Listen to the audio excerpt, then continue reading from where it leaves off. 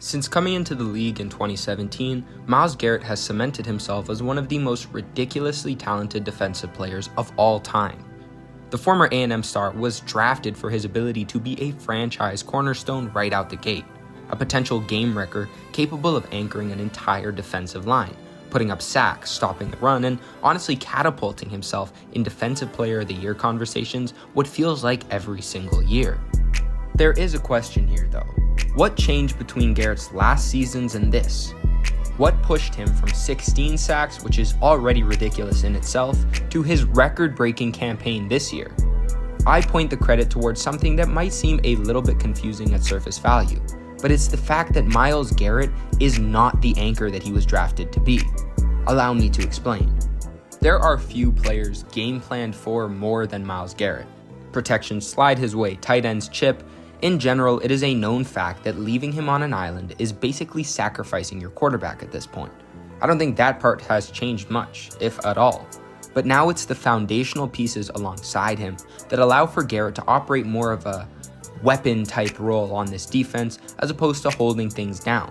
I point towards guys like Mason Graham in particular, a lottery pick and one of the best selections in the entire draft.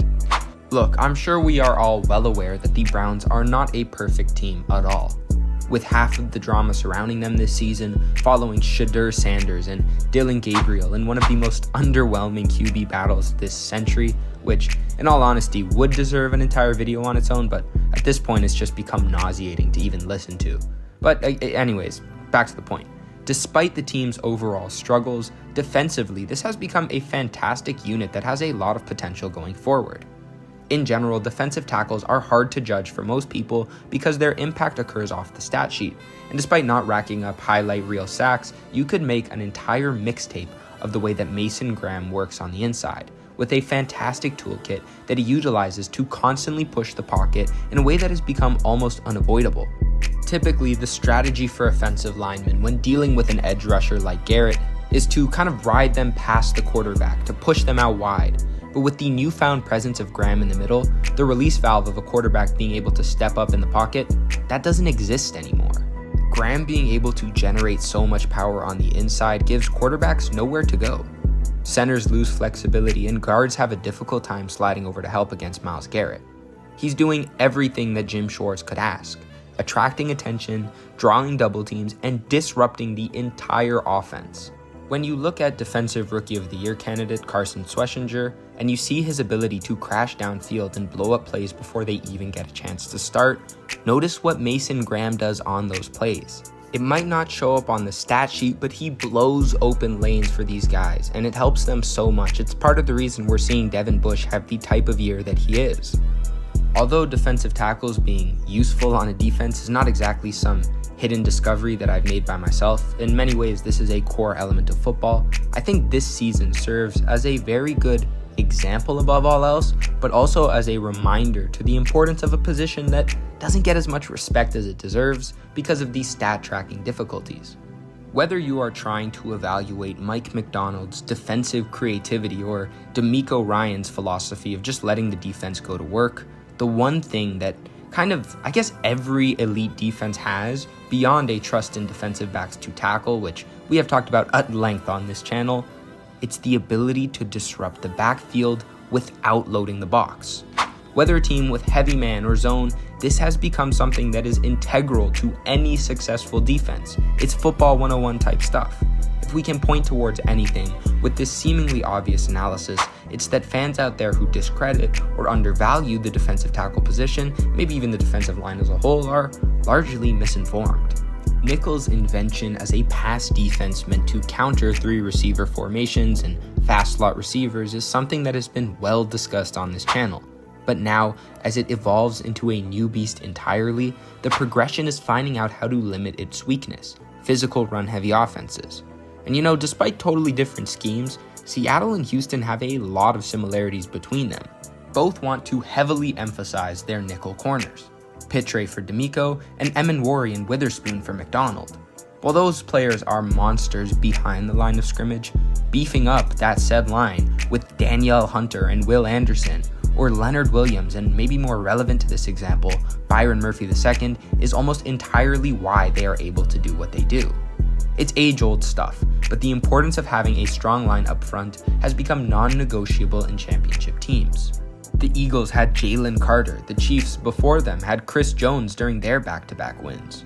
The Rams had Aaron frickin' Donald, and the Buccaneers had an older Ndamukong Suh and Vita Vea. This might be a surface-level assumption, and it could be wrote off just simply by pointing out, no duh, if you have talent on the D-line, of course you'll have a good defense. But when you see people hate on Graham's rookie season for a lack of sacks or something like that, I feel like this is a topic that becomes a requirement to at least discuss. It is a proven thing, an undeniable reality that D-tackle is especially important. And now I think the next best chance for a team to draft one of those kinds of players shows up with somehow another OSU beast. As if we haven't talked about Sonny Styles, Arvell Reese, and Caleb Downs enough on this channel.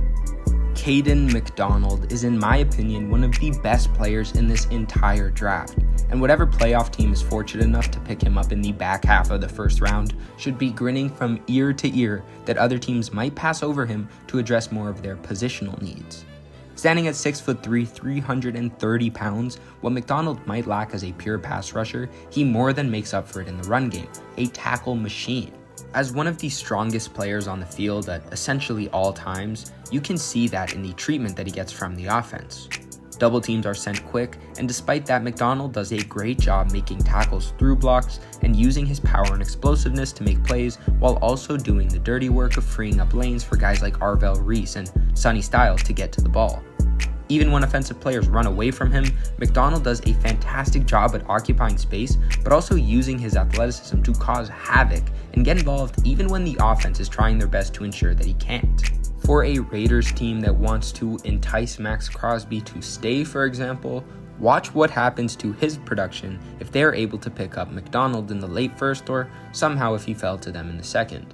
I know there are tons of holes on offense. In fact, I made a whole video talking about that, and I know that the defense needs a makeover, but I think we are past the point where people feel the need to skip over defensive talent just because of positional value.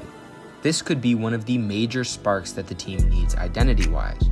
Being able to collapse and rush the pocket makes the life of everyone easier, and I think it would definitely help in convincing Max Crosby not to take his talents elsewhere, given what has happened to Garrett's numbers after just one season of being with a rookie. Honestly, and maybe this could come off as a bit of a ridiculous take, it might sound crazy, but as this Browns defense only gets better, and Graham gets more and more used to NFL offenses as he gets stronger and in better shape, I think Garrett might break his own record again. Another example could be a team like the Bills, which desperately need help defending the run, something to make note of in their playoff matchup against Denver in a couple days. There are a variety of teams that really could use this sort of elevation to their current squad, and I think McDonald provides exactly that, especially if teams are going to continue making the positional value mistake and letting him fall. Again, this might seem like one of our more straightforward videos on a surface level, but I really wanted to put a point of emphasis on a position that seems to be disrespected so much by a lot of fans, a very depressing amount of them. A strong D-line is the backbone for a successful unit in general. They function as the foundation for an entire defense, but also as game wreckers, and often, despite not being talked about as much as they deserve, defensive tackles are secret weapons that make great defenses elite. Thanks for watching another video here on DNA Sports. Make sure to like and subscribe if you enjoyed, and let us know your thoughts on the video in the comment section down below. We seriously appreciate all the feedback and love discussing football with you guys. That's all for now, and we hope to see you in the next one.